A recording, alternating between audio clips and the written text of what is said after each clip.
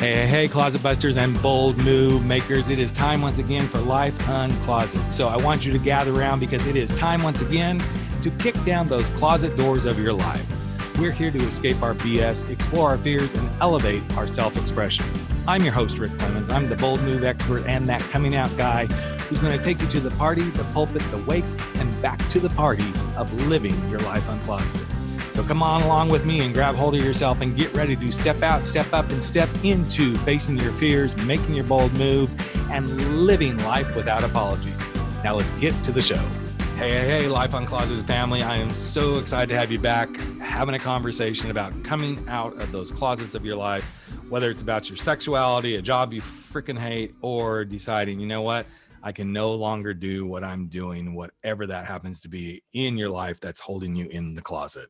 And I just want to remind you that if you're having struggles with this, hop on over to rickclemens.com. There's some help you can get for coming out of those closets of your life. But enough about me. I want to dive into this subject matter. It's a new year.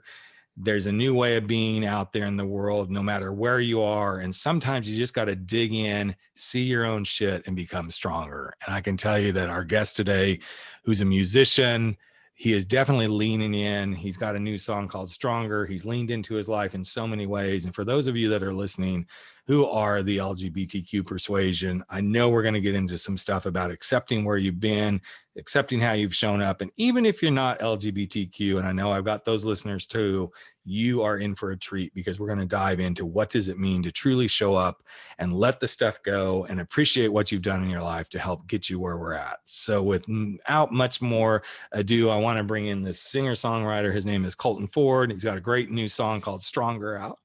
And I just thought this in the new year would be a great way to get us going and really talk about how do you stay stronger in your life when all the other shit is hitting the fan. So welcome to Life Uncloseted, Colton. Really happy to have you here, man. Thank you. I am very happy to be here. Thank you, Rick. So a few things that as I got prepared for this one that just kind of struck me is, first of all, you're a guy who's been in the music business for a long time. You're still kicking it. You're still making it happen. You're at an age where some people would be like, aren't you done? Isn't it time to go do this? You've had some adventures along the way, which I'm not going to reveal because I know we'll get into those. But you're also a gay guy who's like, I'm just being me and I'm accepting me. I know you've done some deep work. And I felt like kicking off the new year, this is like a great space to how do you step into just giving yourself permission to do your things and be who you are in the world. And I think that's a good place to kind of step in with you, man, is you've done a lot and every step of the way, it seems that you just give yourself permission to keep going and doing. So what drives you to be in that mindset, man? Well, I think the important word there is permission.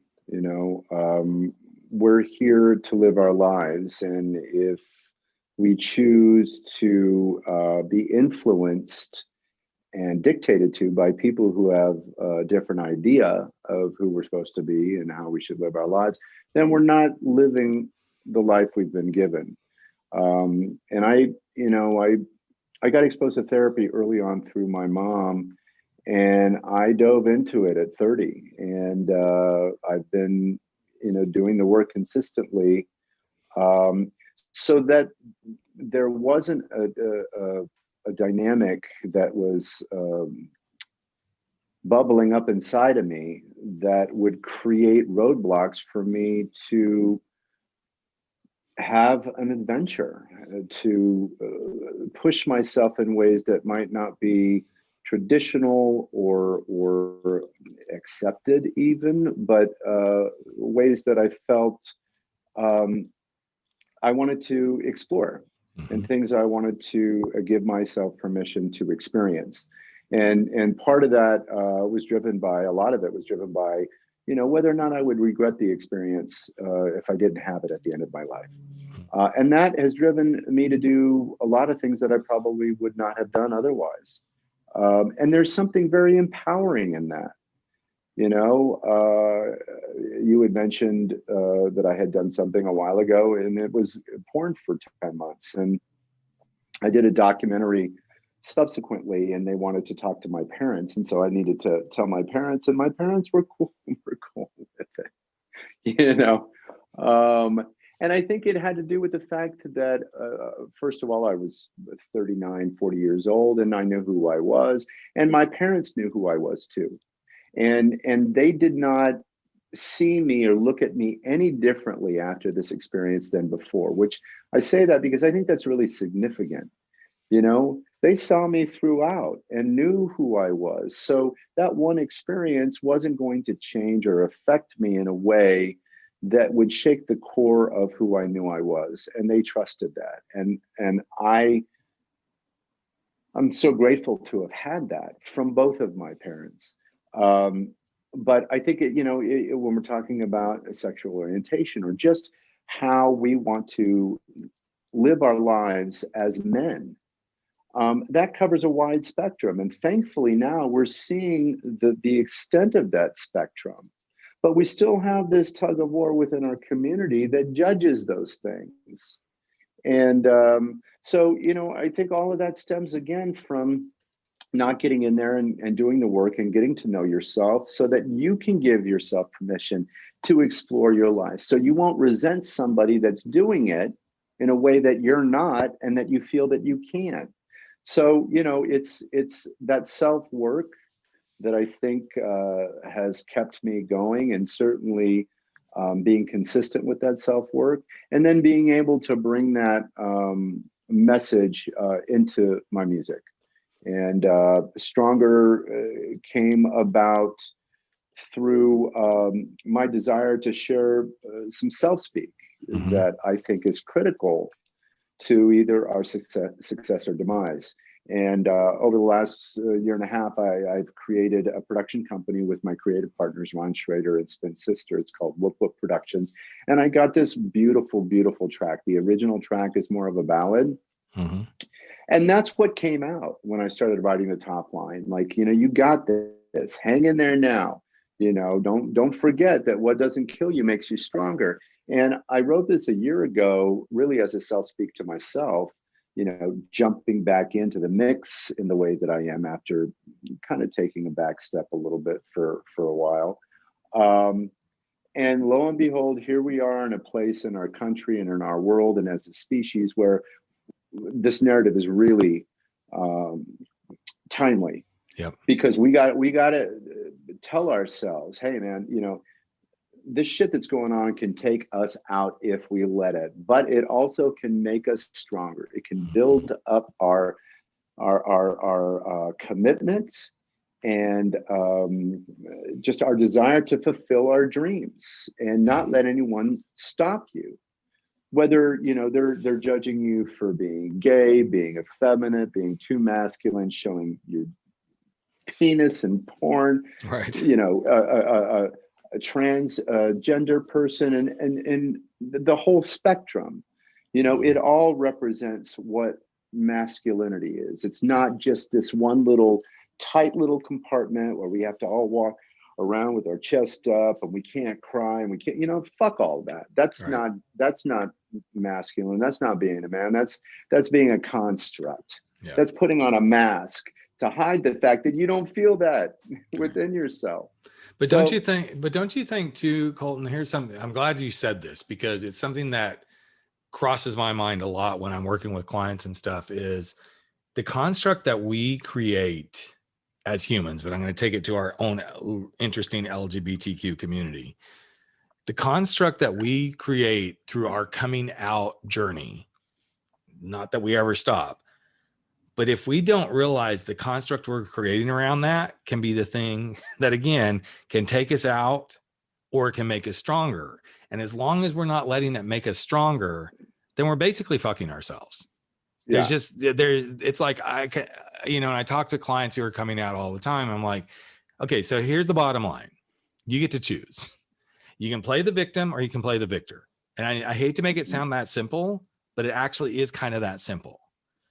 Because if we carry that victim mode with us, then every step of the way, the process will be it's this constant battle. Or you can say, okay, this is who I am. I know this is who I am. And I'm happy with who I am and move. doesn't mean you're not going to encounter people who are like, you shouldn't be this, or you're a fag, or really, I can't believe you suck cock, whatever it is, right? But the thing is, it's all so much in our power to get to choose how we show up in this. And that's what I like about what you're bringing forward about your own self-speak, that you're just like, I'm bringing this forward in my music and I'm making sure that this is said. And I know most musicians do this, but this is such a critical piece in where I believe we are as a planet right now, because I feel like we're being called to some consciousness. And I don't care whether you believe God, don't believe God, whatever. It's a piece of, we're being called to something greater than ourselves right now, to say, you get to choose.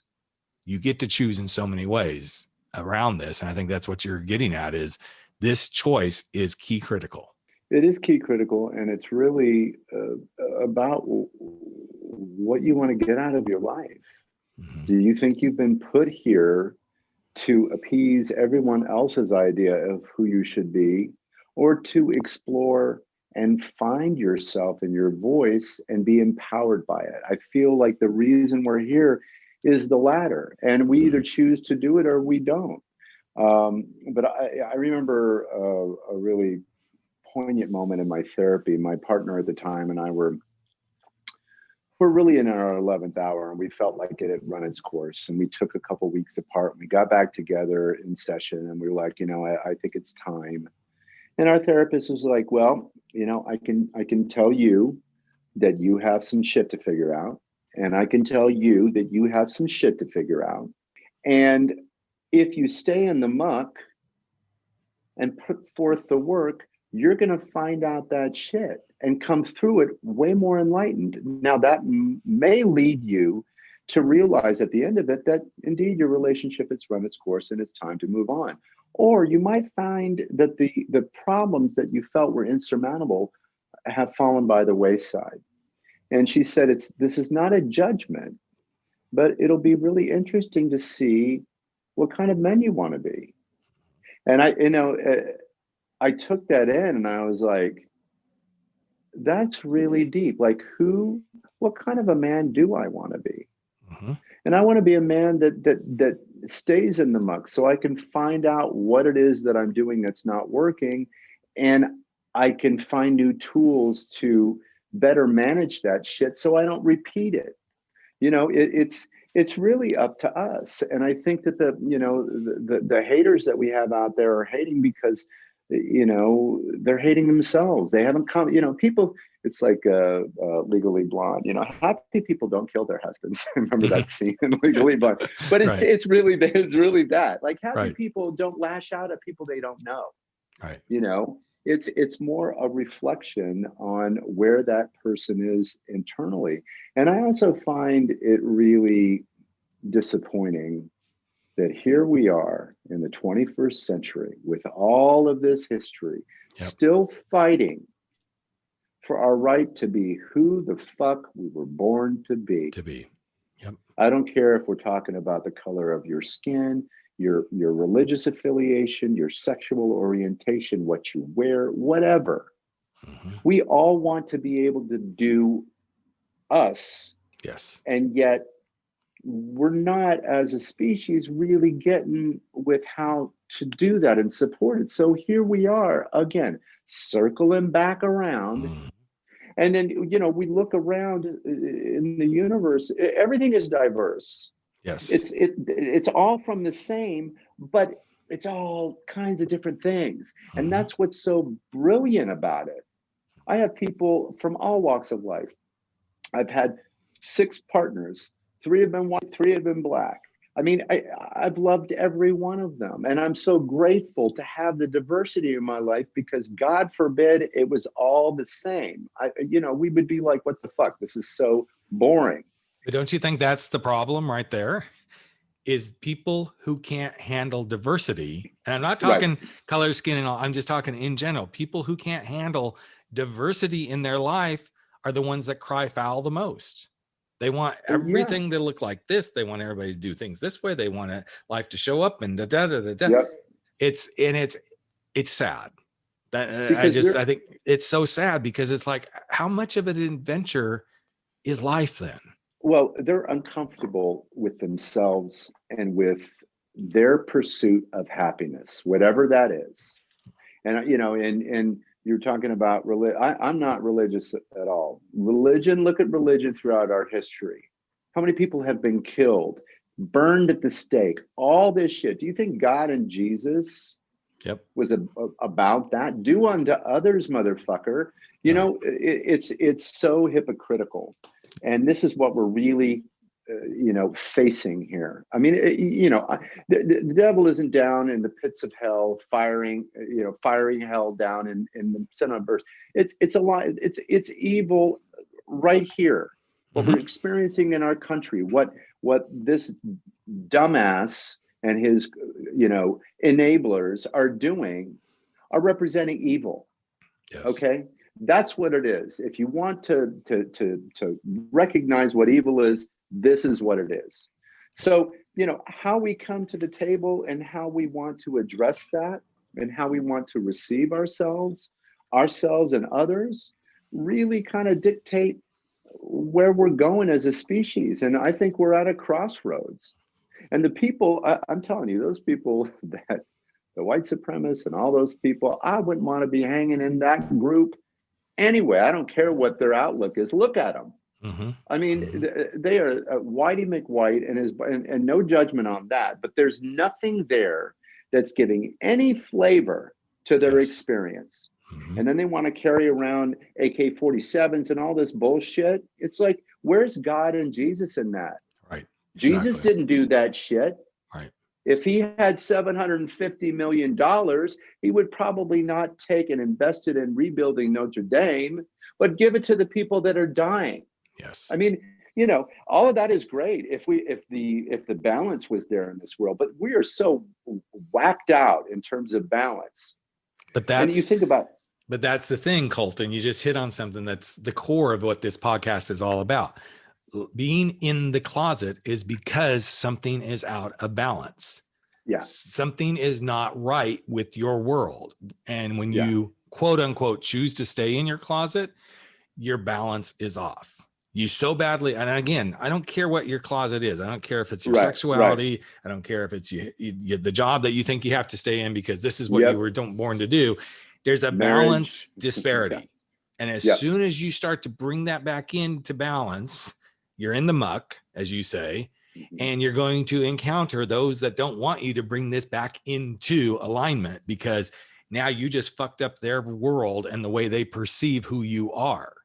And I see this day in and day out. And I know you get this as a singer songwriter and having been in the porn industry, that there are people who are going to go, well, who do you think you are? You're a 50-year-old guy. Aren't you like done with this, singing blah, blah, blah. And, just go do whatever. Or why don't you're just a older porn star that's trying to make something out of nothing, which none of that is true. You've been doing this for years, but it's so interesting that when this shows up, it's the perfect thing of the closet. The closet is surrounding them. It's a projection of the fact that they are not good with the reality of their experience. And the reality of their experience is driven by either them not giving permission or giving permission to themselves to explore their life. And this is what I love about what you've done is you have given yourself constant permission to explore your life. And this is one of the pieces of the puzzle that I talk to people about when I'm coaching them or when I'm on the stage. It is that key piece. If you're not giving yourself permission, that's on you. It's not on anybody else. Now others can not give you permission, but that's on you too, because if you think you have to have those other people's permission to do whatever it is you want to do, that's on you.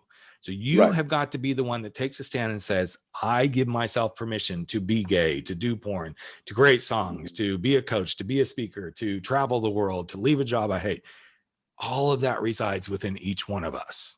And how you navigate that will dictate at the end of your life whether you have regrets or whether you feel like it's been a life well lived. And that's not driven by having a gabillion dollars. That's not driven by writing the tried and true. Mhm. Following the traditional conservative, safe way of living. I've never gone on the beaten path. I've always just been, I guess, a little rebellious in that regard. But I've always, really been driven by, whether or not I feel like I want to have this experience, that would regret not having it. Mhm. But we're here to figure it out or not figure it out, and how we do that really drives how we experience our life.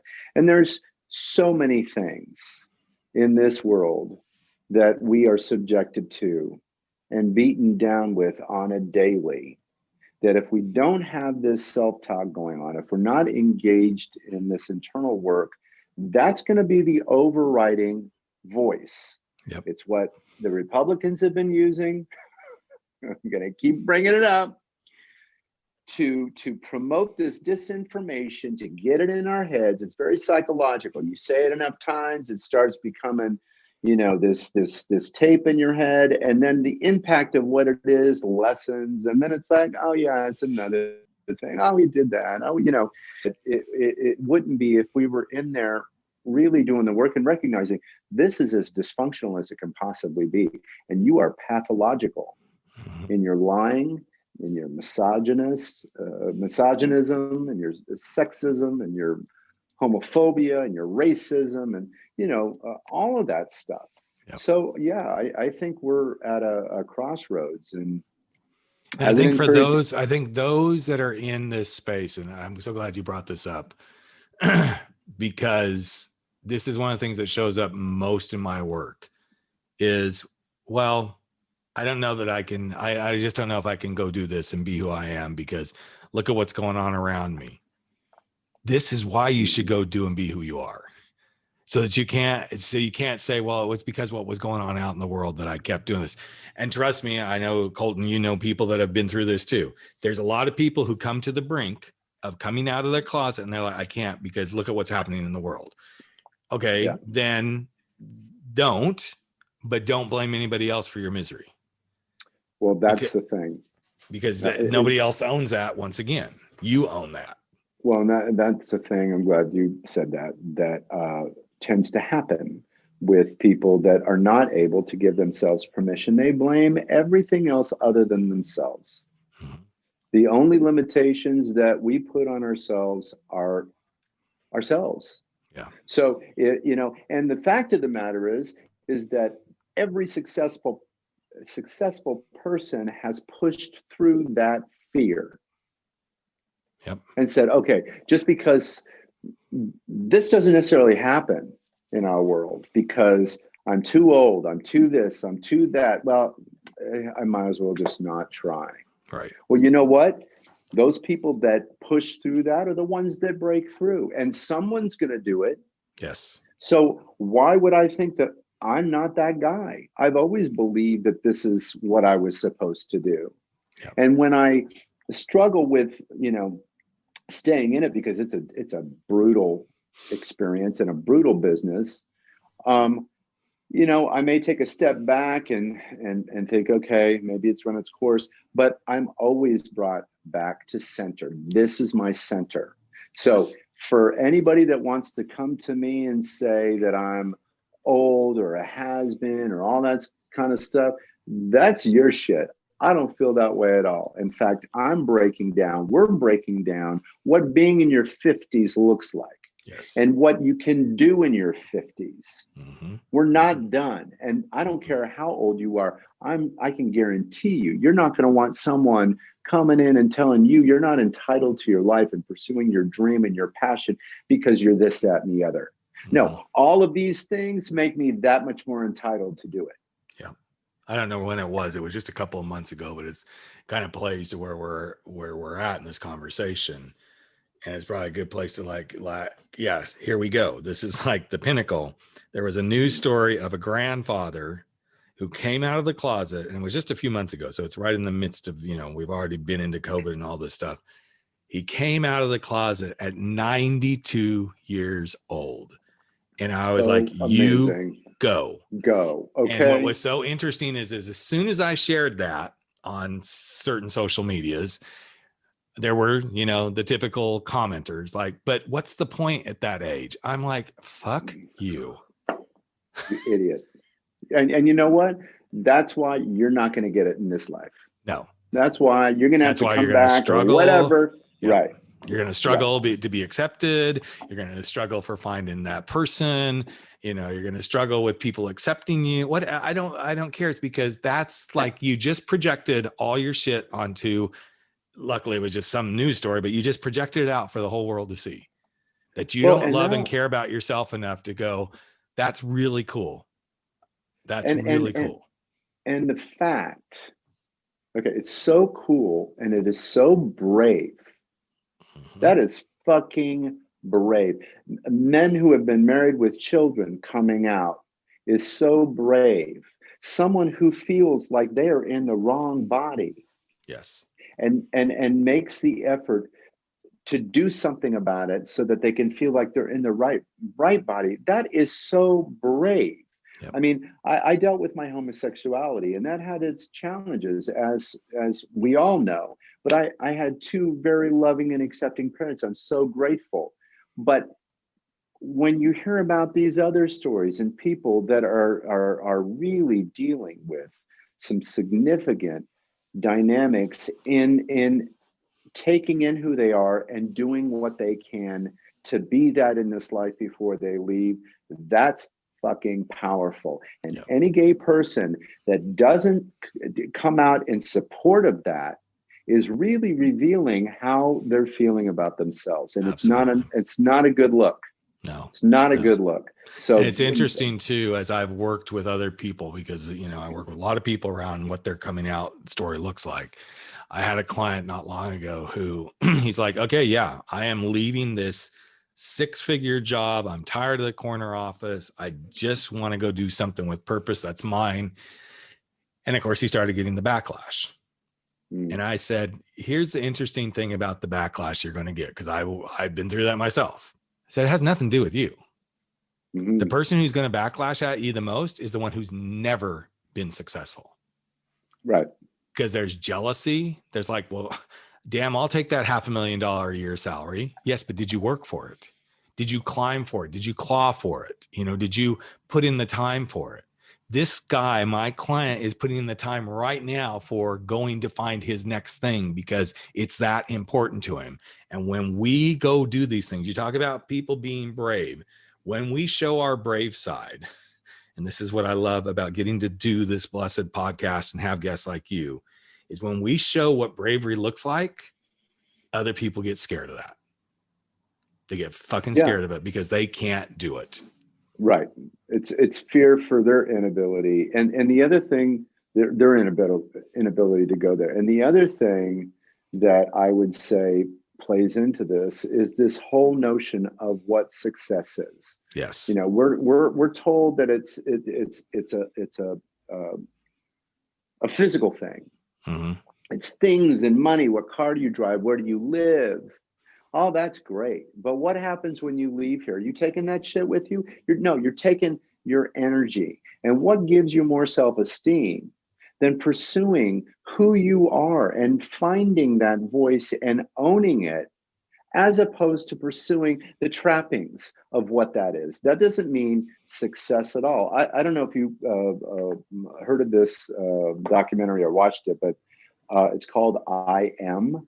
Mm-hmm. And it's by the director who did Ace Ventura, Pet Detective, and Bruce Almighty. And he went through a really bad motorcycle accident and was in constant pain and didn't think he was ever going to be out of that pain. And he did some self-work and looked inward. And he was like, everything I aspired to when I was a kid, being a big Hollywood director and having money and homes, I've achieved, and I am not happy. Mm-hmm. Like, why am I not happy? So he goes out and speaks to all of these leaders of today, spiritual leaders and the like, and they all talk about what's important and the God particle and this whole idea that more is better. No. Mm-hmm. You look around in nature, the tree doesn't take all the water from the ground, just enough for it to survive. You live within your means. Therein lies peace. Right. It's not chaotic. You know, you want to run a country and have $1 billion. That complicates your life like nobody's business. And what are you doing in the whole effort to maintain that? You're stressing over all this shit that's exterior. You're not really doing anything to nurture and grow what's inside. So at the end of your life, what are you taking with you? Yeah. You know, it's all how we view success. But that documentary is, that's awesome. So glad you shared that. It's and amazing. So glad that you have shared so full-heartedly you yourself. The song is Stronger. What's next for you, man? Where are you headed with the music next before we wrap it up here? Yeah, Stronger is, thank you. Stronger is the debut off of my EP Unity that'll be dropping in about 3 weeks. And my creative partners and I over the last 9 months have really taken advantage of being sequestered for quarantine. And we've created 30 plus songs in our catalog. And there were 4, Stronger being one of them, that were really relevant to today. Another song I wrote, Unity, Modern World and Free. And it's really talking about the fact that, you know, we're all in this thing together, man. We're 99.9% the same. So, you know, we're tripping by not embracing the fact that we're one race of many different kinds of people, and we're stronger together. And our freedom is an absolute. Either we're all free or there's no freedom. So we're at a crossroads here, and these songs talk to that. And the music's brilliant, if I have to say so myself.